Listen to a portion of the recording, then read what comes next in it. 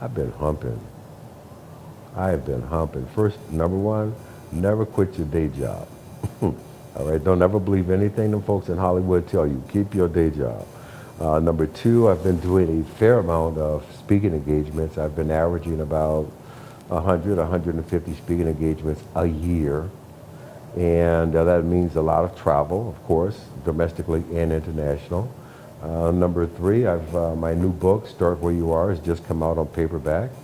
And most recently, we're working with MasterCard on financial literacy and investment education ideas and getting folks to really focus on there are more tools in this financial toolbox that could be applicable to you and your situation. So tremendously excited about the affiliation with MasterCard. And one of the things we hope to do is begin a dialogue to have folks really start thinking and taking a hard look at all the tools in the financial toolbox and what really works for you and in your situation. All the tools are not for everybody. Some of them are more applicable to your situation or mine. I happen to be a big fan of what we call the prepaid products, which means you're spending your own money as opposed to your money and having to pay an interest to a bank. So I'm a big fan of those products.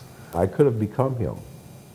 I could have become another alcoholic, wife-beating, child-abusing, illiterate loser. And a lot of people would have said, well, look where he's from. He didn't have a choice. And I say, no, that's not true. I did have a choice. I saw the light in my mom, and I embraced that. Now, we all understand genetics. You're going to get your mama's eyes, your daddy's nose. Ain't nothing you can do about it. But the spirit of who you're going to become as a man or a woman, I believe you can choose. And it is indeed biblical that we are all born with a spirit that allows us to embrace God, whatever you perceive God to be.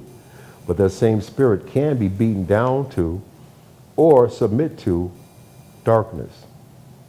I chose the light. Let me say this. There were some books that I read as a young person that became very, very important to me that to this day, very, very important books. Man, Child in the Promised Land, Claude Brown. The story of a young man being the first generation born after blacks had migrated to New York City from the South looking for a better world. The autobiography of Malcolm X. And one of my favorite authors, Dr. Maya Angelou. I Know Why the Caged Bird Sings. And I have to tell you something now. It's kind of personal. But some time ago, I had an opportunity to ask Dr. Angelou to write me a list. I asked her, if there were only 100 books that you could read your whole life, what would they be? She wrote me a list. And the funny thing was, the first 30 were all hers.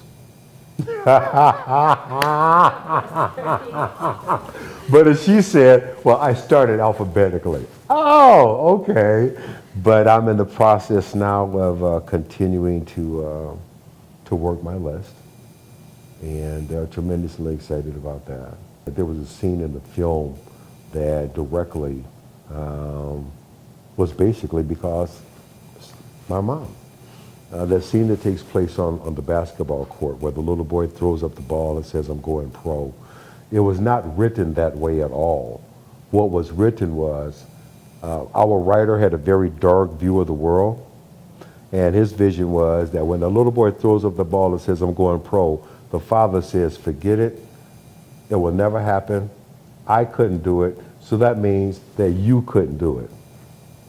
I waited until we were going to film that scene that day, and I went up to Will Smith on the set and I said, man, you can't tell that to that little boy. You can't tell that to that little boy because that's not what my mom told me. We had a very in-depth discussion about it. Will, myself, our director, Gabrielle Muccino, and one of the producers on the film who will remain nameless. But we had a very heated discussion. And after about 20 minutes, it was Will that says, you know what? Chris is right because my mom told me the same thing. And we tore up the script, and what we wrote was, don't ever let somebody else tell you what you can't do. When other people are saying something can't be done, you got to hear them saying that they can't do it.